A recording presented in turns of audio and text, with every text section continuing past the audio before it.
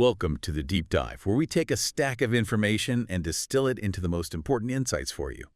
Today, we're diving into a really fascinating corner of the healthcare sector, specifically a hospital in Thailand that, well, financial analysts are looking at with quite a bit of optimism. That's right. We're focusing on PR9 Hospital, PR9 as it's known. And our sources today, they're a mix. We've got analyst reports from firms like Uwanta, BYD, K Securities, alongside the official company financials, and market data from the SAT, the Stock Exchange of Thailand. So our mission really is to understand what's making PR9 stand out. It's a competitive market and, what's driving the strong growth that analysts are projecting for its future.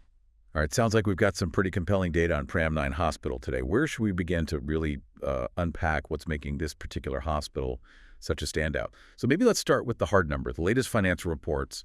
What do the numbers from the first quarter of 2025 actually tell us about PR9's performance? Okay, yeah. The Q1 2025 results are quite strong. They really demonstrate some robust growth. PR9 reported total revenue of 1,251.2 million Thai baht.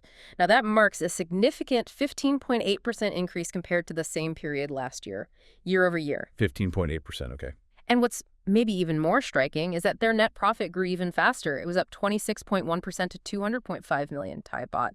And that pushed their net profit margin to a pretty healthy 16.0%. Wow, 16% net profit margin. Those are striking numbers.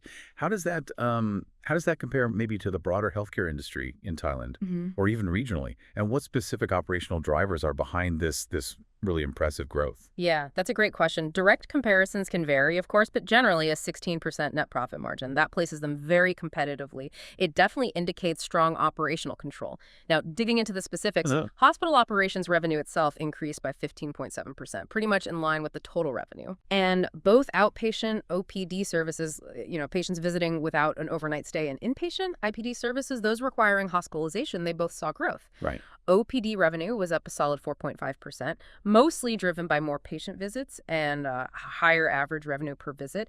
But here's where it gets really interesting. The IPD revenue, it soared by 32.3%. 32%. Yeah, primarily due to an increase in total patient days and revenue per patient day. So this suggests patients aren't just coming more often, but maybe requiring more intensive or longer stay services. Interesting. So beyond that kind of domestic growth, were there any specific patient segments or, revenue streams that truly stood out in Q1? Precisely. And this is a critical differentiator for PR9. While revenue from Thai patients increased by, a respectable 2.9%, revenue from foreign patients jumped by a staggering 88.1% in Q1 2025 compared to Q1 2024. 88%. Hold on. Yeah, 88.1%. And this surge pushed the proportion of foreign patient revenue up to 25% of the total hospital revenue. That's a significant leap from just 15% only a year prior. An 88.1% jump is it's an astonishing increase. What competitive advantages or unique offerings are allowing PR9 to capture such an outsized share of this medical tourism market, especially compared to its peers? Is this something we're seeing across the whole Thai healthcare sector, or is PR9 really specifically cornering this segment?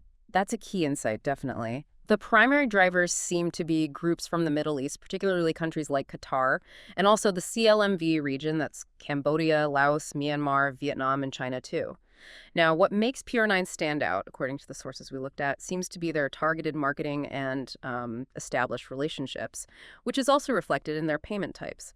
You see revenue from patients under contracted companies, which are largely foreign, that surged by an incredible 178.6%. Wow, 178%. Right. So while medical tourism is growing in Thailand generally, PR9 has clearly cultivated a strong niche. They seem to be differentiating themselves through very specific outreach and service quality that attracts these, high-value international patients. Okay, that makes sense. But given all this growth, especially with the international patient volume, how did they manage the cost side? Were they able to maintain efficiency? They certainly seem to have. The cost of hospital operations as a proportion of hospital revenue actually decreased. It went from 66.7% down to 63.3%. Oh, interesting. Yeah, so that indicates improved efficiency, maybe some economy of scale kicking in despite the higher patient volume. However, selling and administrative expenses, those did see an increase. But that was primarily due to higher marketing and public relations budgets aimed at expanding their presence in those international markets, which, you could argue is a strategic investment. It's crucial for attracting these high-standard medical tourists, and it really appears to be paying off for them. Right. The investment seems justified by the revenue jump. Exactly. And overall, their EBITDA, that's earnings before interest, taxes, depreciation, and amortization, a key measure of operational profitability for the quarter, was up 21.6%. So that shows very strong underlying operational health. Okay, so the incredible foreign patient growth is clearly a major factor here. What is PR9 doing strategically to not just continue this trend, but also, sustain its overall growth in the mid to long term? Well, the company seems to have a clear three-pronged strategy for sustained growth based on the reports. First, they are definitely focused on continuously expanding that foreign patient base. Strong focus on the Middle East, but also looking at new emerging markets like Bangladesh. Their aim is apparently to push foreign patient revenue beyond 20% of total revenue for the full year 2025, really solidifying this critical segment. Makes sense. And on the medical side itself, are they specializing further or maybe building out specific high-value services? Indeed, that's the second strategy. A significant focus on developing specialized medical centers. They're enhancing existing centers, adding capacity in areas like kidney disease, heart conditions, brain and neurological disorders, orthopedic issues, and also minimally invasive surgeries. These are seen as high-growth potential areas, right? They attract both local and international patients who are seeking advanced, high-value care.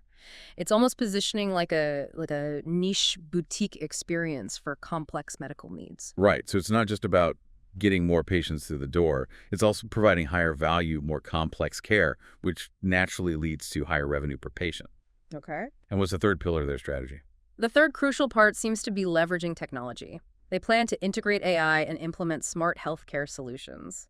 The goal there is to enhance their services and, crucially, operational efficiency. Smart healthcare. What does that actually mean in practice? Well, it includes improving the patient experience, think smoother processes, maybe digital interactions, and streamlining internal operations.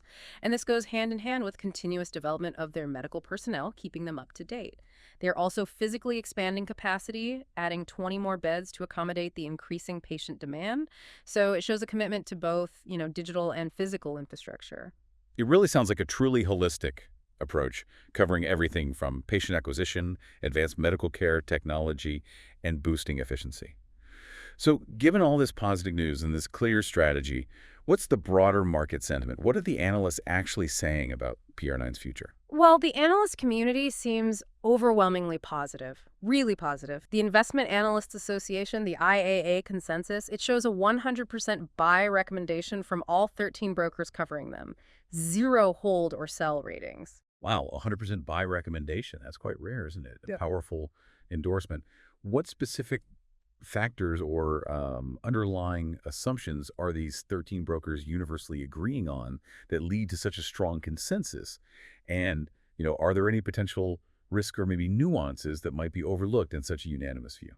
That's an excellent point to raise when you see such unanimity. The consensus seems largely driven by that strong Q1 performance we talked about, especially the surging foreign patient revenue, combined with, I think, confidence in their strategic plan, the specialization, and the technology adoption. Now, the consensus target price for 2025 is an average of 30.11 Thai baht. There's a range, of course, a high of 33.50 and a low of 27.0 Thai baht.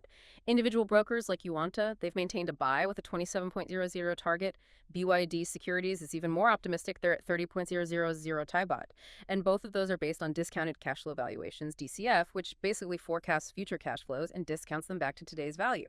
Okay. Okay. But we also saw a note from Case Securities, right? They had a slightly adjusted target price, which maybe introduces a bit of nuance here. What was their take? Indeed. Case Securities adjusted their target slightly down to 26.6 Thai baht from 28.000 previously. Now, their reasoning was mainly due to some minor margin adjustments in their forecasts for 2026 and 2027 further out, and this was despite them actually upgrading their 2025 profit forecast by 1% because of expected tax savings. But crucially, they still maintain an outperform rating, and they still consider PR9 a top pick. So, yeah, their adjustment doesn't really negate the overall positive outlook. It just adds a slight tweak. Right. And one of the really interesting points Case Securities brought up was about this copay situation, where patients might start paying a portion of their medical costs themselves. Now, that seems like it could be a potential headwind, but PR9's management sees it differently, don't they? Yes, and what's fascinating here is that PR9's management apparently views the rise of copayment models as an opportunity, not a negative impact. This is a crucial insight, I think. They're not just adapting to a changing payment landscape. They seem to be actively trying to leverage it. They believe patients will start to shop around more for medical services when they have to pay some out of pocket. Makes sense. And PR9 aims to be a preferred choice in that scenario by offering a good balance of quality and value. This proactive stance suggests maybe a strategic advantage. Are we seeing other players making similar pivots? The reports don't explicitly say, but PR9 seems to be positioning itself. And apparently they are already seeing insurance agents directing more patients to them because of this. So this potentially positions them to capture patients who are, looking for better value for the out-of-pocket portion. Clever. And finally, just quickly, what about the stock's current trading position from a technical perspective? Yeah, from a technical standpoint, the stock has recently been trading below its -1 standard deviation level. Now, for those who follow technical charts, that often signals it's in a historically sort of undervalued zone. And historically, it's been a point from which the stock has tended to rebound. So that just adds another layer of interest to its current valuation, suggesting potential upside, maybe from a technical angle too. Okay, so what does this all mean for you listening in? We've seen that PR9 Hospital is leveraging a really multifaceted strategy. There's an incredibly strong focus on expanding its international patient base, particularly from the Middle East. That's clear. They're bolstering specialized medical services, integrating advanced technology, efficiently managing costs, all while receiving very high marks from financial analysts who see significant upside. It's really a story of strategic execution meeting market demand. Absolutely. And this raises, I think, an important question for you to consider. As global healthcare demands evolve and cross-border medical tourism continues to grow, what role will these specialized, technologically advanced hospitals like PR9 play in shaping the future of medical care, not just regionally, but potentially on a global scale?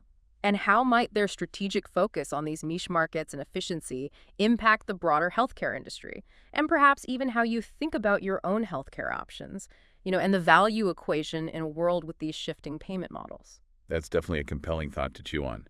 Join us next time for another deep dive.